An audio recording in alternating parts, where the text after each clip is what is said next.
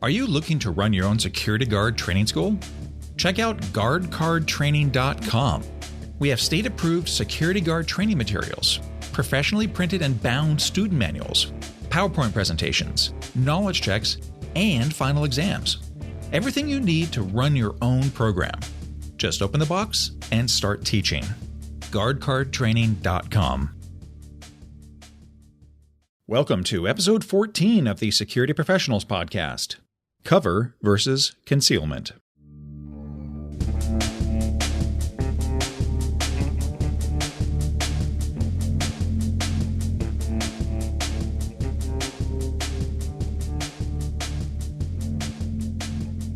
Welcome to the Security Professionals Podcast, brought to you by Security Training Center, LLC. This is your weekly source of news, tips, and education for the security specialist. I'm your host, Alex Haddix, and this is episode 14, Cover versus Concealment. This week, our topic is about firearms, but not when using them. Our subject is about understanding protection from small arms fire. We've all seen movies where law enforcement speeds up with their sirens blaring, they jump out of the cruisers and they crouch down behind their doors and aim their handguns at the armed criminals trying to make their escape. This always kills me. The car doors that those officers are hiding behind are not reinforced. They offer no protection against bullets at all. None. Nada. Zilch. Bullets whiz right through those things as if they were made of cardboard. I also love it in movies where the hero dives behind the couch for protection when the assassins come to shoot up his home. A couch is no protection from bullets. It's made of foam, thin wood, and cloth or leather. Those things are as good at stopping bullets as bad breath. So car doors offer no cover at all. Couches offer no cover at all.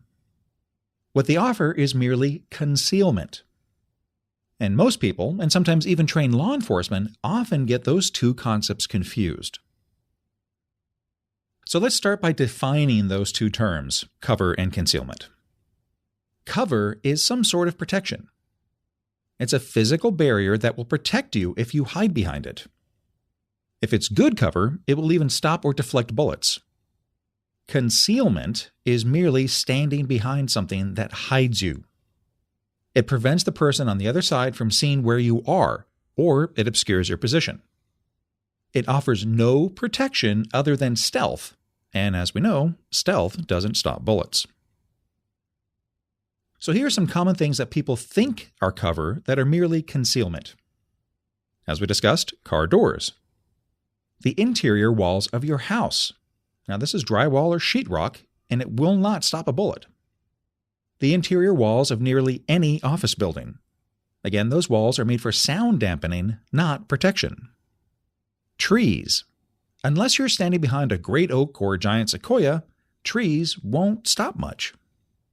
And also, as we discussed before, couches. Here are some common items that can offer some protective cover. The engine compartment of your car. The engine block is a huge chunk of metal, and it will even stop many rifle rounds. Water. Water can be an effective source of cover if you can hold your breath long enough and not drown in swift currents. More than 6 inches of water can actually slow and warp bullets. Now, Mythbusters did a great episode on this. Plus, water doesn't compress, so it can even offer some concussion protection. Brick walls. Concrete walls. Now, some military rounds can penetrate brick and concrete. Dirt. Foxholes and sandbags work for a reason. Now, of course, every situation is different, and what may work in one case may not work in another. So, as always, you need to use your best judgment. I'm going to pause here for a moment to briefly address ballistics. Every type of round is different and has different properties. The size of the round, the shape of the bullet, the material it's made out of, and the amount of propellant used will affect what stops or deflects the round and what it will penetrate. We need to know what we have as our load because we care about what happens when we fire in the preservation of human life. 9mm ball ammo has an insane amount of over-penetration. It just keeps going and going. Here's a true story of what happened to a good friend of mine many years ago. Now, this friend has a physical disability. When I hung out with him in high school, he was bound to a wheelchair. In his early 20s, he was home alone one night and he thought he heard an intruder. He retrieved his Beretta 92, but because of his disability and the nervousness, he had trouble manipulating the firearm and he had a negligent discharge. Fortunately, he didn't hit himself. However, he was loaded with 9mm ball ammo. The round went through his entire house, almost end to end, through an exterior wall, through a small tree in his backyard, and then lodged in another tree. Thankfully, no one was hurt. 9mm ball ammo is cheap and good for practice into the range, but it is too dangerous for self-protection. Remember in our first episode when I interviewed Masad Ayoub? Around the 14-minute mark, he said it was near criminal negligence to use anything but jacketed hollow points for protection. However, you must consider that the bad guys are not going to be so thoughtful. You may carry the proper equipment and consider your surroundings, but that doesn't mean the bad guys are going to give two hoots about it. They may even select 9mm ball ammo because it overpenetrates. So when you're seeking cover, you need to consider how hardened the cover is. If it won't stop the most common round in the world, the 9mm ball, it may not really be cover. There are lots of great videos on YouTube with penetration tests for various common objects against various types of rounds. Some are quite professional and scientific, and others are just people blowing stuff up. There's something to be learned from all of them. You never know where you might be when you find yourself in a position to need to find cover quickly. When patrolling, look for good places to take cover. Know them so that if you start taking fire, you won't have to think about it, you can just move. Do this for your home as well. Does your home even have real cover, or is everything merely concealment? What about your favorite coffee shop or sandwich place? Be observant. Know your environment.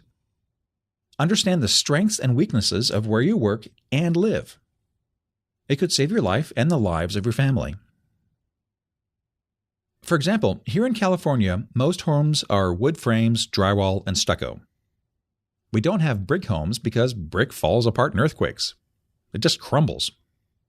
If you see a brick house in California, it's usually a facade and doesn't carry any structural weight. Wood and stucco homes, however, do really well in earthquakes. They just bend and shake while maintaining structural integrity. So again, if you're looking for some place to protect yourself or your loved ones from projectiles, know and understand the difference between cover and concealment. It could save your life. Well, that will do it for this episode of the Security Professionals Podcast. If you have any tips you'd like to share with everyone, a comment on a show, or if you would like to suggest a topic for an upcoming episode, write into podcast@security-training-center.com. Or you can leave us a voicemail at 909-742-0649. I'd love to hear from you. Until next time, stay aware, stay safe. When every moment matters and a life is saved, when someone gives blood, when a hand reaches out, that moment when heartbreak turns to hope, you're there through the American Red Cross. Down the street, across the country, around the world, you help save the day. Every day. Your support truly matters. You can help today. Visit redcross.org. The Security Professionals Podcast is copyright Security Training Center, LLC. This work is licensed under a Creative Commons Attribution, Non-Commercial, No Derivatives 4.0 International License. An archive of previous episodes can be found at security-training-center.com/podcast.